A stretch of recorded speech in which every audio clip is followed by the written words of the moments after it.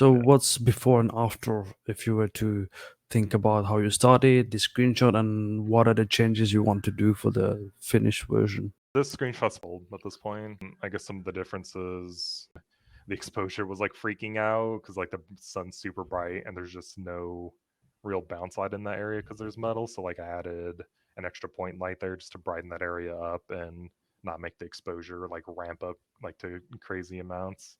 The exposure, how does that work and how do you deal with it in this particular project? Yeah, so it's a value we can tweak just like in anything else. It was something that was set a little bit earlier, like pretty much before I got around to it. You didn't, because you don't have PBR based workflow, which means do you tweak it per level, It's very basically? much per level. It's whatever the level needs. Like, as this map recharge, it's like it's an interior space with like windows and stuff where the light can pour through. So in this area, like the exposure is going to ramp up more because of the sun. And then like if you go into like some of the back spaces, like this like back hallway or into like this area, that's like enclosed from the sun, the exposure is going to be a little less rampant. So if you were to explain to the viewers, like how would you try and pass on the knowledge of understanding exposure control and exposure adjustment for your lightings in these kind of cases?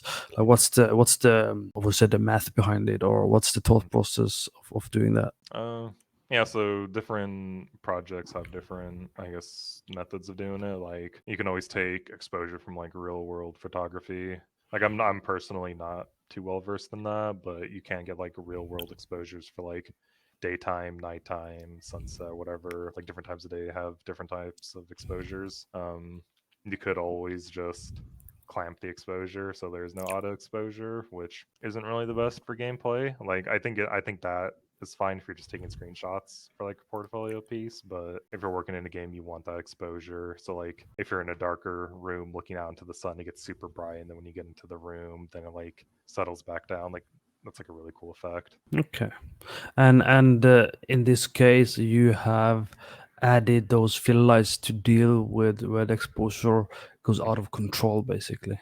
Yeah, so like this corner, like right here, if you were standing like in the sun in like a couple seconds, you'll just see the exposure ramp up and it gets like super bright. So I just literally added like a point light right there just to get some like extra fill in, and it just like it keeps the exposure calm, if you will. It doesn't freak out.